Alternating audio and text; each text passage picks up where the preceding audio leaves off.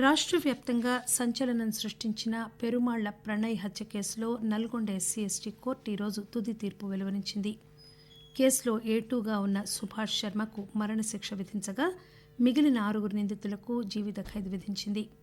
ఈ కేసులో A1గా ఉన్న మారుతీరావు ఆత్మహత్య చేసుకున్నారు. తన కుమార్తెను కులాంతర వివాహం చేసుకున్నాడనే కారణంతో మిర్యాలగూడ పట్టణానికి చెందిన మారుతీరావు 2018 సెప్టెంబర్ 14వ తేదీన ప్రణయ్ను హత్య చేయించారని కేసు నమోదైంది. ఈ కేసుకు సంబంధించిన మరిన్ని వివరాలను మా నల్గొండ ప్రతినిధి జి. రామకృష్ణ అందిస్తున్నారు.